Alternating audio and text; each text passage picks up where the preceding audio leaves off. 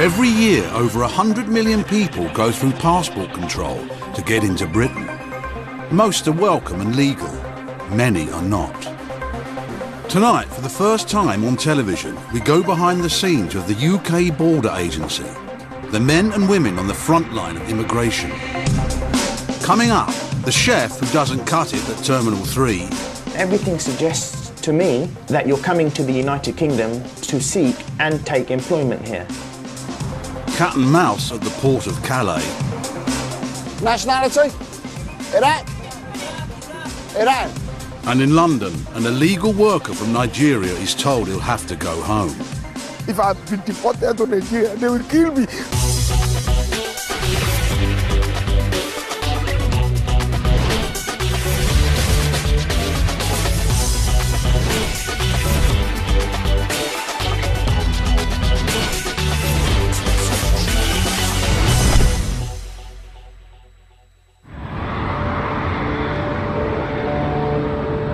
Terminal 3, Heathrow, the UK's busiest port.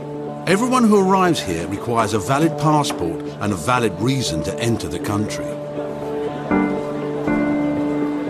Stamping passports today is Officer Steve Hassler. He joined immigration after a career in the RAF. And how long have you been away? It's his job to spot people trying to enter or stay in the UK illegally. With 50,000 passengers a day arriving at Terminal 3, he can only ask each person a handful of questions to find out if they are genuine. What are you doing in the UK?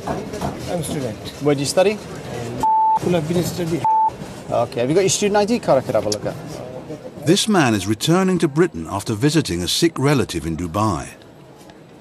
To prove he's a student, he produces some university certificates. So how long have you been in the UK now? 3 years. 3 years. Okay, tell me about interactive business skills. What's that? The business skills is called business. It's a course, literature about the business. No, I want to know. You got an A in interactive business skills, one of your exams. So tell me, what is interactive business skills? For the interactive business skills, the interactive business skill is a skill. It's a subject, isn't it? It is a subject. Well, you got an A in it, so it must have been a subject. That subject, yeah, it was everything like explanation. All about the business. It's basically the business subject, isn't it? Just last October, you got an A in it. Yeah. And you can't tell me what it is. Officer Hassler asks the passenger to wait, What's your bag? while he refers to Chief Immigration Officer Rick Lindsley.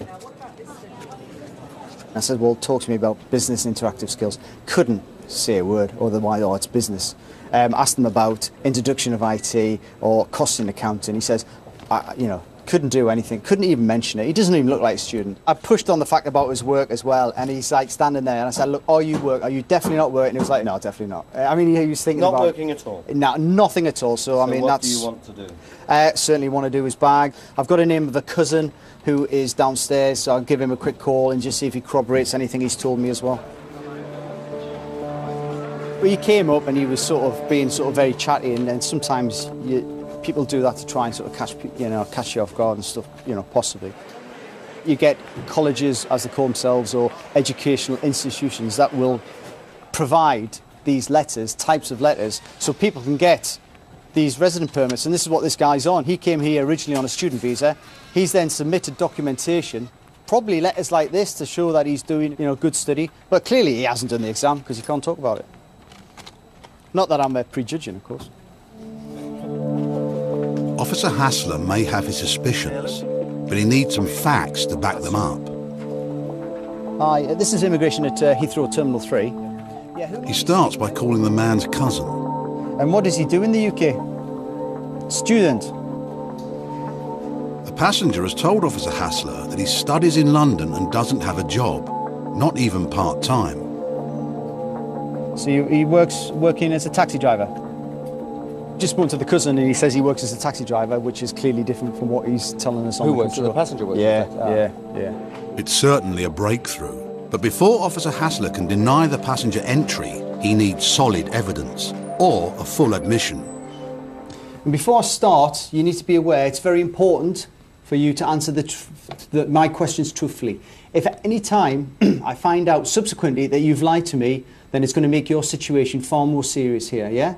It is now an offence to mislead and obstruct an immigration officer, okay? So please think about that when you're answering my questions, right? Okay. Why have you come to the UK? For the study. Where? School of Business Study. School of Business Study? Yeah. Well, how come you give me letters for the School of Management and Science? Yeah, School of Management, sorry, I am... No. Come on. Hey, stop wasting my time. Right, I'm going to ask you again, what are you doing in the UK? Because you're not studying, you can't even get the name of the college right. My brother is very serious. Yeah. I came...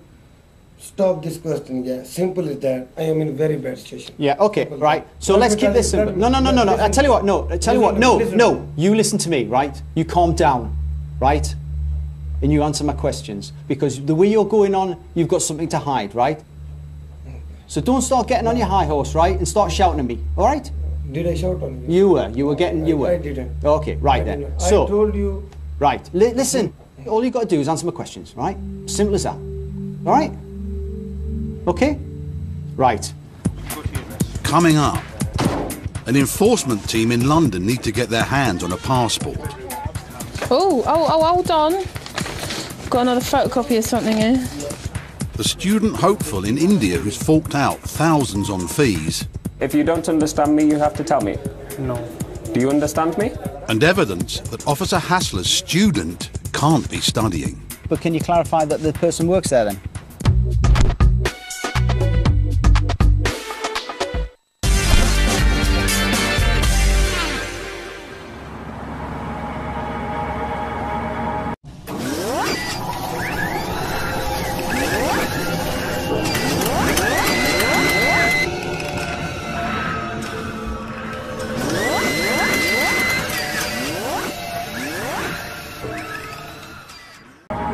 India's economy is booming. But a developing economy needs an educated workforce. And here in New Delhi, the demand for a British university degree is huge. Almost 35,000 people a year apply to study in Britain from India. It's down to entry clearance officers to choose the suitable candidates from those who don't make the grade. This man has travelled hundreds of miles to apply for his visa. He comes from a family of farmers, but he wants to study in the UK so he can go into business with his father-in-law. You have to stare at that CCTV camera for 10 seconds. Mr. Singh has a lot to lose, having already paid £4,500 for his first term alone. It's my first time in UK for study. Firstly, my undergraduate Python program, and after I finished my bachelor degree in business administration. Okay, yeah. So you're going to be a businessman? Yeah. And when you finish the degree, you're going to come back here? Yeah. And what are you going to do? Yeah, and join my family business with my father-in-law and my fathers. His flight to the UK is only 4 days away from now. My flight on 29th. But there's no guarantee his application will be successful. Thank you so much, sir. Have a good day. Here at the application centre, Mr. Singh must submit evidence to prove that he's a genuine student and that his finances are in place. Okay, this is your course for 3 years? Yes, sir. These are the savings. Yeah. It's a mountain of paperwork, but every detail is crucial.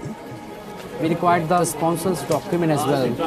Either the bank statement or the savings, the property papers, the valuation of the property, the affidavit. We required the whole thing actually.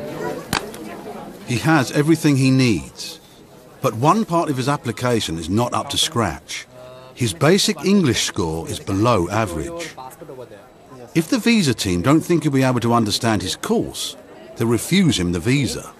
The money spent on fees could be lost.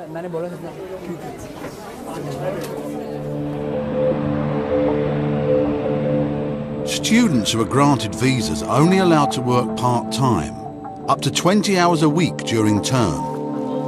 At Terminal 3, Officer Hassler's passenger still insists he doesn't have a job at all, and that his studies are full-time. When were you last at your college? Sorry? When were you last week? 1st of May. 1st of May? What he doesn't know is that Officer Hassler has spoken to his cousin, who let slip that he is working. We've been fortunate because I just asked the sponsor, his cousin who's meeting him, oh, what work does he do? And he's just said, oh yeah, he's a taxi driver. But when I've started asking him anything more about it, he's got a bit hesitant, realising he's maybe said something he shouldn't have done. So yeah, on that information, we'll be able to go now and go through the company. So it's been a good break for us. Now, Officer Hassler needs to know whether it's full or part-time employment, and the pieces are coming together. The taxi company's based in Luton. This is where this guy lives.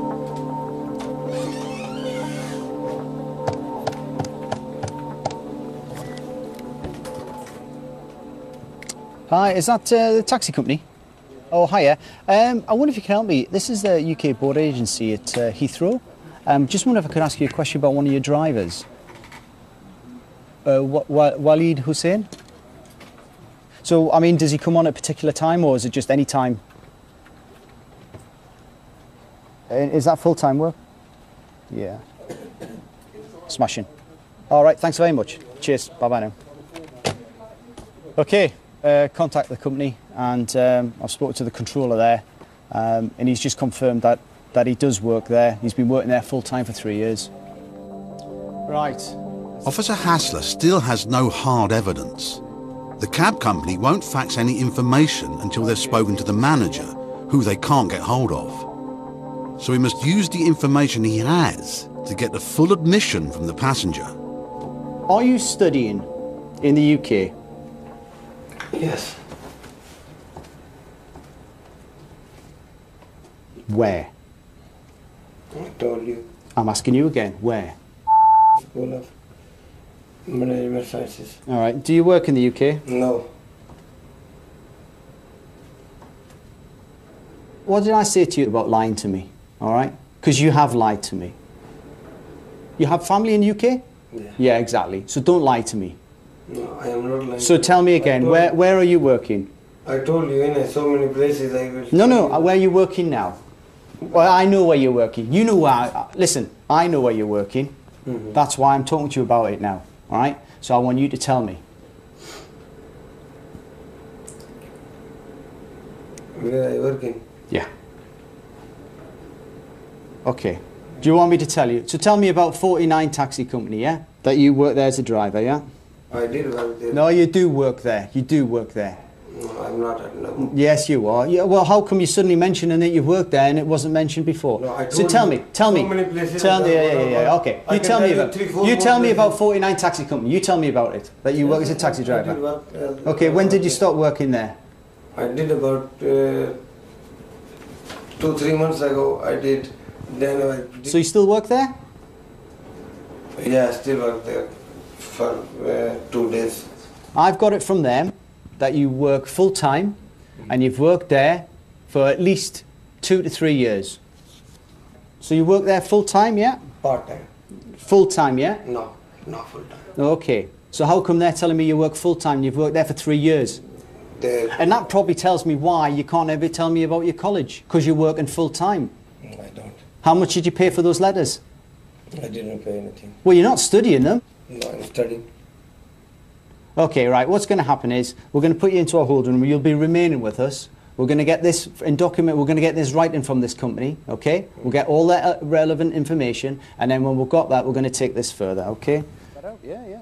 Officer Hassler didn't get a confession, and the evidence he needs won't be available until the morning. The passenger will have to stay in the holding room. You're going to remain with us overnight? No, I can't stay in this room. I can stay on this. No, you will stay in this room, all right? No, I can't because I am asthmatic. And if you've got asthma, where's your medication? Do I carry the medication with me? Well, yeah, because... No, I don't. Well, if you've got asthma, where's your... No, come back. Where's your medication then? No, I don't know. It's been a sort of frenetic few hours, but yeah, we've got the stage where we can't take this any further. We've got the passenger who's denying everything. However, we've got this verbal information that states that he is working full-time. So clearly we have avenues that we need to go down, but we can't do that tonight. So I'll have to pass this on tomorrow morning to a day shift officer, and what they will do is contact the owner of the taxi company, also the school as well, and just see if we can corroborate either his story or the information that we've been provided that he is actually working and not studying.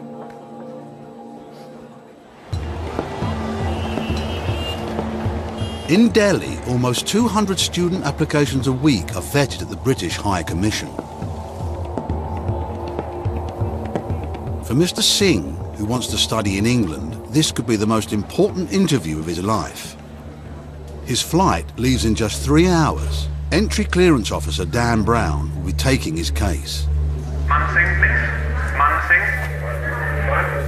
Singh. He's a 19-year-old student with no evidence that this guy speaks English, so we'll have a chat with him and see if his English is good enough to be able to follow the course. Morning, sir. How are you? I'm fine, sir. Okay, sir. But if you don't understand me, you have to tell me. No. Do you understand me? Yeah. So how long will you stay in the UK? For my higher education, according to 3 years. Where will you study? Yeah, Hertfordshire. So. Can you tell me about the structure of the course? My father-in-law supporting me for fees and my residence and all costs. Well, tell me about the structure of the course. 20 pounds, 20,000 pounds, and in second and third year, 4 semester. Okay, let me stop you there. I'll ask you the question in a different way. Can you tell me about the course that you will study in the UK? Mainly reason after I want to study in UK, and after study I will join my family business and Okay, so if you can please take a seat at the back, I'll consider your case and speak to you again shortly. Thank you. He's spending a lot of money, a lot of his father-in-law's money on going to the UK, and he couldn't tell me anything about what he was going to be studying. And I would expect that if he's spending so much money and he's really keen on studying, that he'd be able to tell me something about the course, and he could tell me absolutely nothing. It's not looking good for Mr. Singh. Mr. Singh, I considered your application today, but I'm not satisfied that you meet the requirements of the rules this time, so I'm going to refuse your application. Do you understand? Yes. Mr. Singh won't be catching his flight today. Instead, he must explain the £4,500 down the drain to his father-in-law.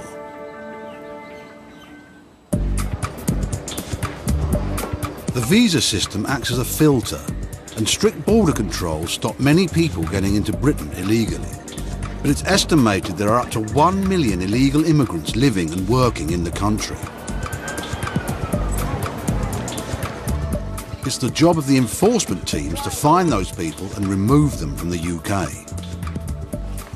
First thing, we initially had 9 targets, however, that's been whittled down to 7. We've got intelligence received from the management of this company that they may be employing some persons who they believe may be illegal in this country. 5 minutes and we'll leave, yeah? London and South East enforcement teams carry out over 100 raids a week.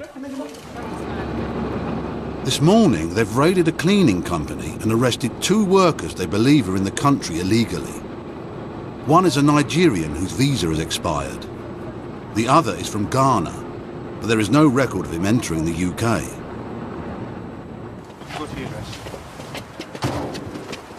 Officer in charge, Sharon Kilbourne, decides to search the man's home. We'll establish him initially that he actually lives here and the keys fit into the lock. They do, so we're going to bring him up and conduct a house search in order to locate his passport and any other documentation. Where's your bedroom? Upstairs. Upstairs. Bedroom's upstairs. Just take him to your bedroom, yeah? Last year, 25,000 illegal immigrants were removed from the country through enforcement.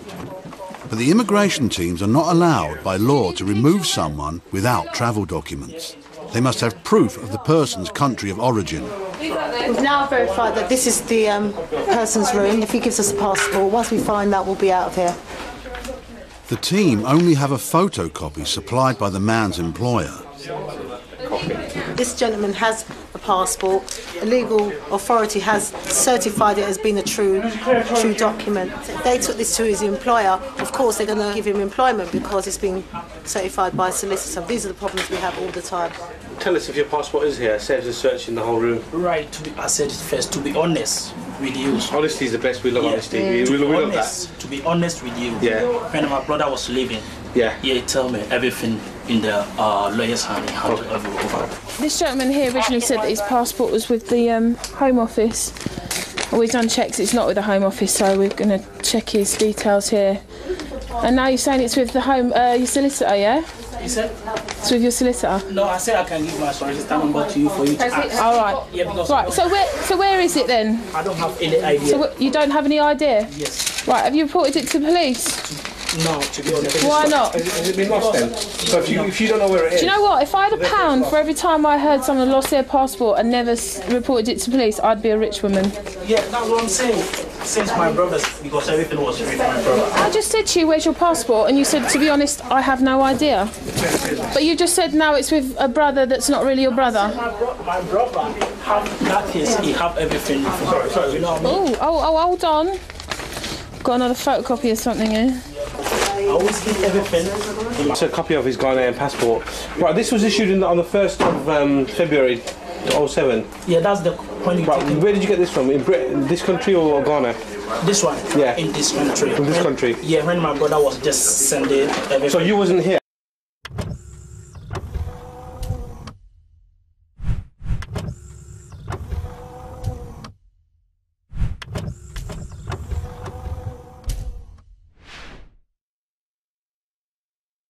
When you got this passport issued to you from...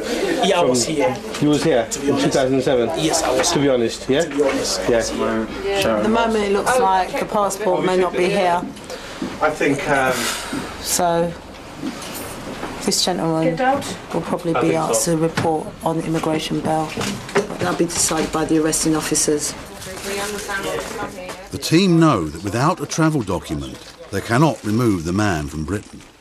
Their only option is to grant him temporary release. But you have to report every week, you understand? Right, thank you very much. Otherwise you'll have problems if you get stopped again by the police or immigration. Right. Okay? All right. He'll be reporting to us until we can get a document and a removal date for him, and then he'll be removed back to his country of origin. So for him, if he's ever apprehended again, there won't be no release for him. He'll be detained until he's removed. Coming up, officers in Calais check trucks bound for Britain. 5 adult males that all claim to be from Palestine. The taxi driver who says he's a student appeals to the chief. I think if I gave you temporary admission, you probably wouldn't come back. I will give you. Well, but you don't appear to have followed our rules up to now, do you? And it doesn't get any easier for the enforcement team. Tell her if she doesn't open the door, we'll smash the door in.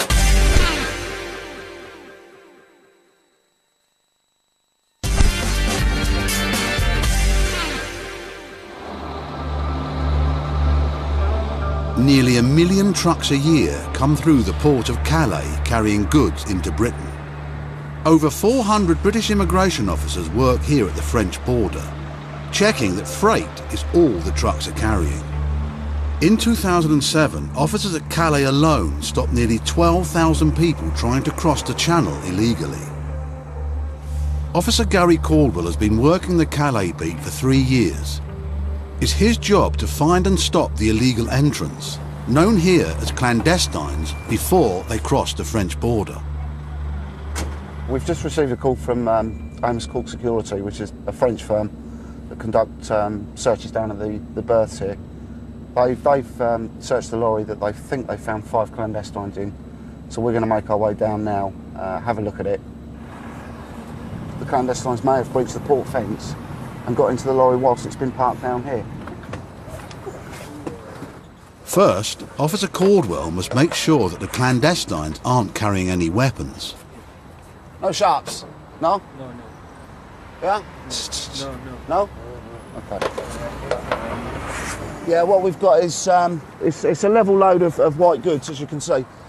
And in a space maybe this high, across the top, there are 5, I believe, 5 adult males that all claim to be from Palestine. We're going to move them down one at a time. We'll refer the circumstances to our CIO, and then they'll make a decision on whether or not we're going to serve illegal entry papers on these people. You're first. He just said to me, everybody likes England, which is why they're trying to make their way across there right now. Come on, don't worry too much about that, Wayne. It's only spitting. Please follow the signs for your correct immigration circles. Please complete. 10 a.m. Terminal 3. Mr. Wajid Hussain? It's been a bad night for the passenger who says he's a student and claims he doesn't work. He's been detained in the holding room for 13 hours. And now officers have written confirmation from the taxi company that he's been working full-time. He's refused entry and told to be put on a plane in 2 hours. But he has a wife and 2 children living in Luton. He asked to see the Chief Immigration Officer, Matt Dyson.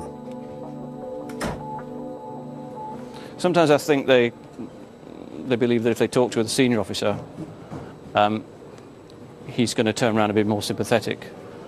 But to be honest, you know, this decision's been through 2 CIOs now, so it's not a decision I'm looking to overturn at all. So, but we can all see what he's got to say. Do you want to come and have a quick chat? I'm the chief, yeah? We'll just nip outside. What's up? I just want to make a request Mm-hmm. that I got my wife and my daughters, 2 daughters in Luton, yeah. And I just want to request you personally for the bail. I'm not saying your decision. No, as it stands, I'm not willing to entertain any releasing you at the moment, okay? You can do that. If you wish to... No, I'm not granting you temporary admission. I think that's what you're asking for, isn't it? Temporary admission. No, because I think if I gave you temporary admission, you probably wouldn't come back. I will give you... Well, but you don't appear to have followed our rules up to now, do you? Now, I've read this. The case against you is pretty strong, okay? I don't think you're studying. You don't know anything about your course. If any guarantee you want, I can bring the no, 2, 3 people. I can't really do that. I mean, I can understand why you're concerned about your wife and daughters. Well, no, I mean, you're concerned about your wife and daughter, but obviously, you know, I have to balance that concern with the fact that, you know, you fall well short of re-entering as a student. And also, you didn't seem to think it was a problem going on holiday and leaving your wife and daughters here, did you? No. So it's not as if, you know, I think that they're in any danger. My brother is dying with the cancer, leukemia. He's fighting for his life in hospital. That was the reason I went to leave my wife and my kids. Right, as whilst I can understand you want to see your wife and children, I'm not going to be letting you in, I'm afraid. If you want to pursue the appeal, that's up to you. You can never divorce yourself entirely from the decisions you make. But in the end, you have to look to your job, and you have to look what is the right thing to do according to your job. Now, you should never, ever divorce yourself from being sympathetic towards people. And just because somebody falls short of the immigration rules doesn't automatically make them a bad person. Now, this, as far as, you know, as far as we can go, this guy is working too much, and he's not studying as he claims. Okay, and his whole basis of being here, and also of having a family here whom he supports, is as a student. And the bottom line is, if he's not doing it, then he shouldn't be here. And you know, that's the law, and that's a policy made by government, not by me. My job is to apply it correctly. The passenger did lodge an appeal before Chief Officer Dyson's team could put him on a plane. After a week in a detention centre, he was granted temporary release. He's still in the UK, waiting for a removal date. Back at Calais, an Officer Caldwell is on a roll. There's another report of a lorry with clandestines on board. We've got 3 clandestines in the vehicle in front, believe it or not. It's gone mad. No, yes. I need your photograph. I can come up and get it if you like. Okay? And him. Come on, fella. Nationality? Iraq? Iran? 2 Iraq, 1 Iran. Okay. Nationality? Iranian. Iraq. Iraq. Passport? Passport? No. No, no papers. passport. Papers? Papers. Let me see. Oh. Yeah. Okay, from the French police. Ali Kalen? Yes. Yeah? Yes. But what we look at is how secure the vehicle was, what measures the drivers and indeed their companies take to prevent clandestines breaching them. So we'll speak with the drivers to establish what if anything, they've done to protect their lorries, and then we'll consider setting penalties if we think it's appropriate after that. Clandestines now, that we'll take their photographs and fingerprint them. We'll consider or not whether they've committed an offence. We'll serve them paperwork confirming that. And once that's done, we'll hand them to the French police, who will remove them from the area.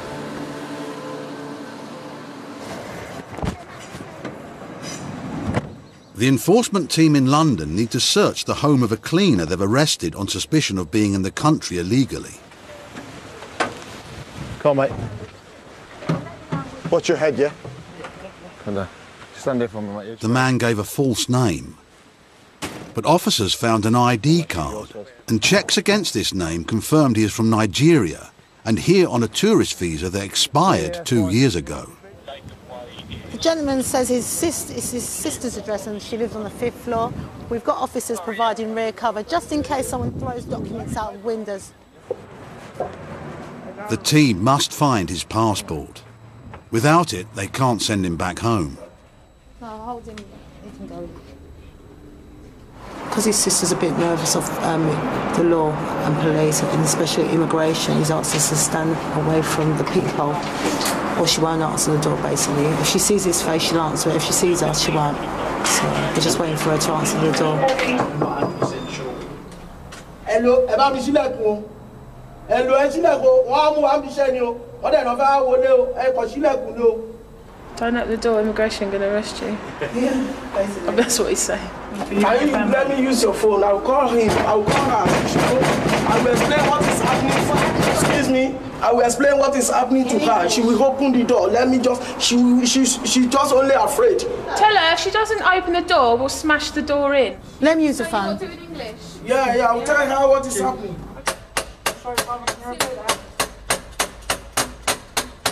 If there's no one in there. Because she might not be there, innit? Hello, Lucy! It's the Home Office. Open the door! We're not going to go away, so you need to open the door now!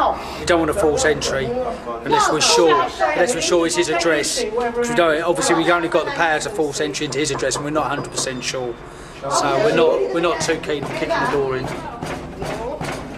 Is your passport in there or is it in a different address? Is there a passport in this address? Your passport in there? You mean no? My passport. My passport is not here. Where is your passport? My passport is for a long time. It has been returned to Nigeria from those who have taken it. That's what you said earlier, is it? Sonny, I don't believe you. You can check it. You know how to check it from your computer. Check it by yourself. You will see everything there. So you've got another, is you saying you've applied for another visa? Is that what you're saying? You mean my visa? Why have you returned your passport back to Nigeria?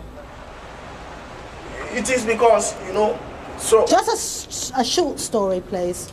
Why have you returned it back to Nigeria? Why?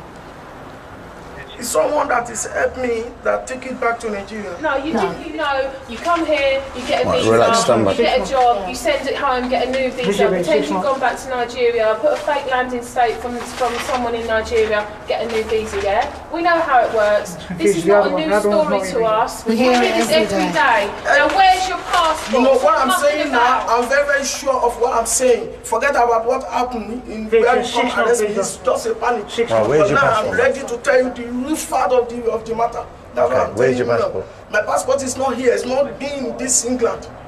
And I have to tell you the truth. I swear to Almighty God. The team can't get in.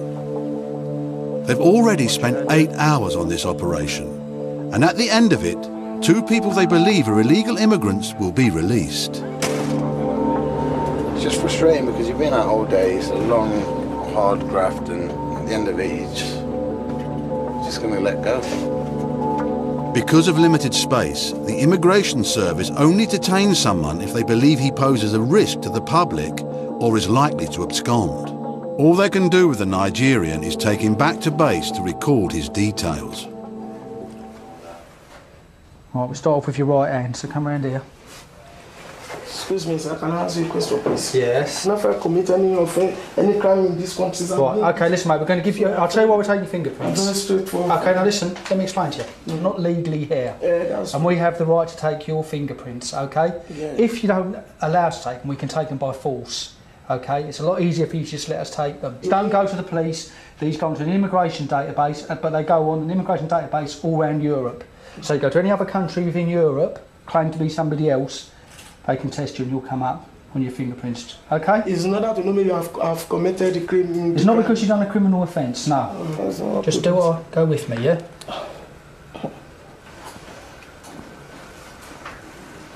I'll give you this form. It's a notification of temporary release, okay? Which basically means that we're releasing you. You need to report to this office. You need to bring this paper with you, all right? And then you come back every Wednesday, okay? You're not allowed to work, mate, yeah? So the best bet for you now is probably to go to the Nigerian High Commission and get hold of a passport or a travel document and go back to Nigeria, okay? If I've been deported to Nigeria, they will kill me. If I prefer to kill me here than to die in Nigeria, I prefer to kill me here than to go to Nigeria and just waste my life. The man fears for his life if he goes home to Nigeria because of a feud over property with members of his family. It started after the death of his parents, when he sold some property to fund his trip to Britain.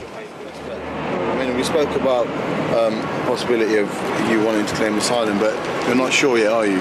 So what you need to do is go home, have a think about it, and whatever you think's best, when you decide, when you come in tomorrow, you'll come into our office and have a word with someone about claiming asylum, if that is what you want to do, okay?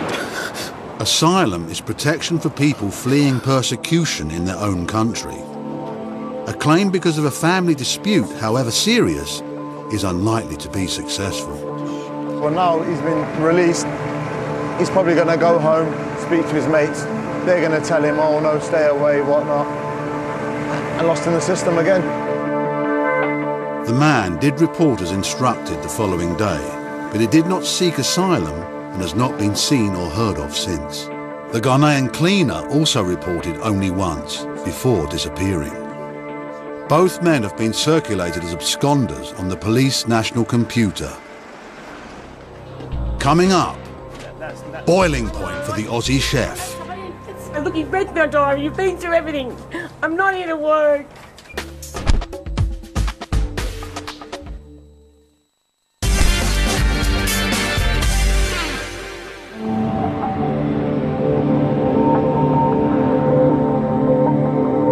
At Heathrow, a 41-year-old Australian claiming to be a tourist has been stopped at passport control. Officer Devinder Tung is suspicious because the woman has limited funds and can't tell him what she wants to do while on holiday. The passenger is a chef, and Officer Tung believes she may intend to work in Britain. What she's carrying in her luggage raises suspicions further. She's just informed me that she's got some special luggage that she's checked in, which she said were her chef knives. Now, when asked why she needed them, she said she was going to do some cooking for her uncle. Is that all the baggage that you have at the moment? Yeah, my knives are in the fridge. Your knives are in the fridge. Okay, we'll go and grab your knives. Okay, I'm just going to have to take this away from you as well, just whilst we're conducting our inquiries, okay? I can't let you have this, and then I'll return it back to you afterwards, okay? Officer Tung must search all the woman's bags to find out if she is a genuine tourist. In with her laptop, he discovers several copies of the woman's CV. We also have copies of her educational certificates with her. She's got copies of them. I mean, it's strange, you know, someone bringing educational certificates, CVs, coming for a holiday. At her age, 41, she's too old to get a working holiday maker visa to come here through that channel.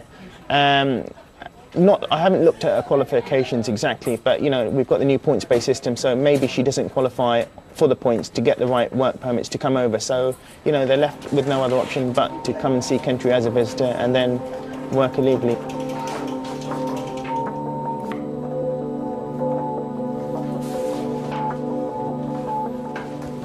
Can I ask you what this is? What's this? It's a CV that I use how I get working. This is how I send to my employers. This goes electronically. Whose CV is it? Mine, Robin Cameron's. Why are you bringing them with you? They're always in my back, in my laptop. They're always there. They're always there? They're always in my bag, yeah. So many copies? You've got about 25 copies of your covering letter. Yeah. And there must be maybe the same amount of CVs. When I'm looking for work, that's what I send them. Always looking for work, but you always get bits and pieces. You're always looking for work? Yeah. Why are you carrying your chef knives with you? Because I'm going to cook some food for my friends while I'm here. I take them everywhere I go. Can you not use their knives to cook food? No, because they're blunt. You always cut. No. Why not? No, because people. I can't. Because you're only going to cook for friends. How many friends do you have here? You have. Yeah, but even when I'm at home in Sydney, You have I an take them to uncle. people's house. Yeah, you have an uncle to cook for. Yeah. And you have Julie to cook for, and another. Yeah. So there's 3 people. I don't like using anyone else's knives. It's a personal thing that I've had my own knives. People's knives are normally blunt. Okay. I mean, looking at what we've looked at so far, everything suggests to me that you're coming to the United Kingdom to seek and take employment here. But I can't get a working visa here. Yeah. No, I can't work here. But no, everything suggests to me that you are, because, I mean, why else would somebody carry a CV with them? You have 3 friends here. Yeah. And you've bought your chef knives to cook for them. But if you could understand what it's... I do understand, but... The chefs are like... You're not cooking... Unless you plan to cook in a professional kitchen, you don't need to bring your knives with you. If I go to my dad's house, I take my knives. If I go to anyone's house to cook for them, I take my knives. So do you have any intention of working here? No, I don't. No, okay. What does she say about the knives and the No, certificates? well, certificates, she said, well, she always carries them around with her wherever she goes. She's always looking for work. I said, you're always looking for work. Are you planning to work here? No, I'm not planning to work here. I don't buy this thing about taking your chef's knives everywhere you go. And you don't take your certificate. No, you When don't. did you last take yours on holiday? No, and it's not just one. There's a few copies of each. It's not just like, you know, she's got different coloured one. Here we go. This is her CV. Oh. That's her, yeah. No, she's looking for work, isn't she? Oh, she's definitely looking for work, yeah. Nope. Sorry. I've checked RDs. There's a flight out tonight at 2100 or something. Fitting well? Yeah, she's fitting well.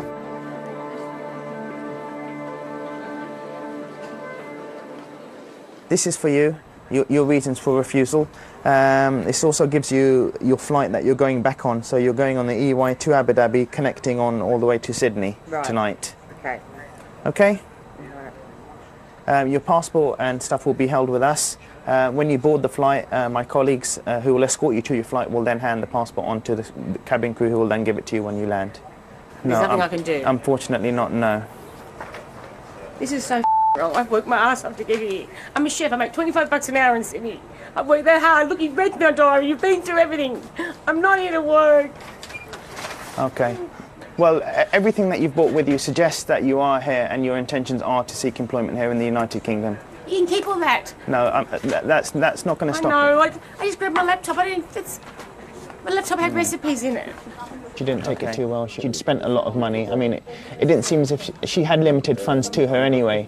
Now, you know, someone wouldn't spend all that money to come here just for a trip if they didn't have it. I mean, there must have been more intentions to her coming here, like to work, so she could earn some more money.